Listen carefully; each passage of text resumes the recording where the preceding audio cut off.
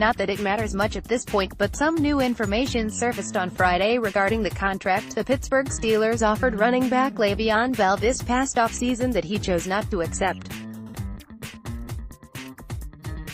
And quite honestly, the latest report really matches what I have speculated the Steelers' offer in the way of first-year money would be, and likely was, to Bell since the 2017 season ended. According to Mike Florio of Pro Football Talk on Friday, the Steelers' best contract offer to Bell during the offseason included the running back being paid $47 million through the first 3 years of the deal. Additionally, Florio reports that in addition to the $10 million in fully guaranteed money that Bell was offered in that deal, another $10 million would have been paid to him in 2018 as part of a roster bonus. In short, Bell stood to earn at least $20 million in 2018, and the only way he wouldn't have is if the Steelers would have cut him prior to paying him that roster bonus, which according to Florio, would have been due to the running back not long after he had accepted and signed the deal.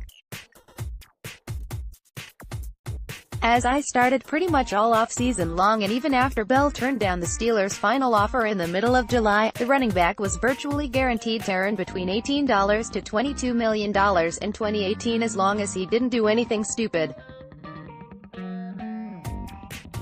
As it turns out, that number was likely right around the middle at $20 million. Yes, we still don't know the exact structure, however, as it relates to base salary and signing bonus amounts, in addition to injury-only guarantees and possible second- or third-year roster bonuses due in March. Even so, and as I have stated for quite a while, Bell was virtually guaranteed to earn at least the first 3 years of whatever contract he would have signed with the Steelers, which now looks like may have been $47 million in total. Before any of you start commenting about the contracts that were ultimately signed this offseason by fellow NFL running backs Todd Gurley and David Johnson, make sure you have your facts straight when it comes to the fully guaranteed money that each was given and the new money cash flow for each. Gurley's fully guaranteed money that he received when he signed his 4-year, $57.5 million contract extension with the Los Angeles Rams on July 25, 2018 was all of $21.95 million, and that includes the $21 million signing bonus given to him. The $45 million in total guarantees that was initially reported when Gurley signed his deal is a virtual guarantee total, and I bet not many of you have taken the time to read the details of that contract Florio posted a while ago that explains the rolling structure. If you haven't, shame on you. As for the 3-year, $39 million contract extension that Johnson signed with the Arizona Cardinals on September 10, 2018, his fully guaranteed money in that deal works out to be $24,682,500, and that includes a signing bonus given to him in the amount of $12 million. His injury guarantees work out to be just a little less than $32 million the first 3 years of his deal. From 2018 through 2020, Gurley and Johnson will have earned $40 million and $31.8825 million, respectively, whereas Bell would have reportedly earned $47 million in those same 3 years had he accepted and signed the contract the Steelers reportedly offered him. As you can see, Bell turned down a very reasonable offer from the Steelers, even though the technical fully guaranteed amount was likely just a signing bonus of around $10 million. Let me also point out, however, that a recent ESPN.com article that included quotes from Bell stated the running back turned down a deal from the Steelers that includes $17 million in fully guaranteed money, and that's $2 million less than what former NFL running back Maurice Jones-Drew said in a recent interview. Here's what Jeremy Fowler wrote this past week: the primary reason he's sitting, Bell's $70 million offer from Pittsburgh over the summer contained $17 million in guarantees.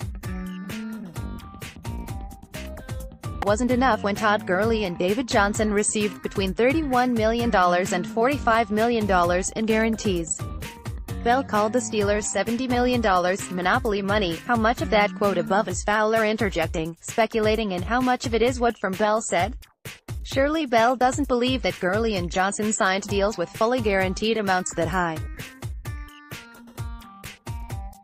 Personally, I think that's Fowler interjecting into the story with his own wrong understandings of the deals signed by the other two running backs. Knowing the way the Steelers have structured high-dollar contracts in the past, not only did Bell turn down $20 million in virtually guaranteed money in 2018, it's a good bet he would have earned at least another $6 million by March of 2019 as part of a new league year roster bonus, and probably at least another $7 million in base salary by the end of the 2019 season, which would have put his two-year take at around $33 million at a minimum. In fact, Ian Rapoport of the NFL Network even reported back in July that Bell would have made $33 million in the first 2 years of the deal as part of a rolling guaranteed structure.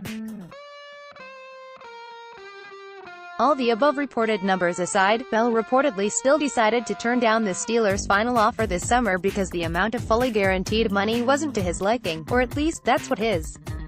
agent Adisa Bakari led us to believe back in the middle of July. The most important element of that contract is how much is guaranteed to the player, Bakari said on SiriusXM NFL Radio. And by guaranteeing, we're again meaning guaranteed against injury, against skill, diminishing skill, and guaranteeing against the consequences to the salary cap.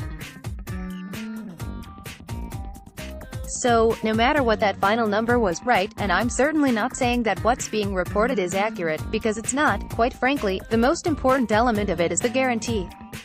And you couple that with the traditional way in which Pittsburgh does its deals, which at the end of the day, nothing's guaranteed after the first year.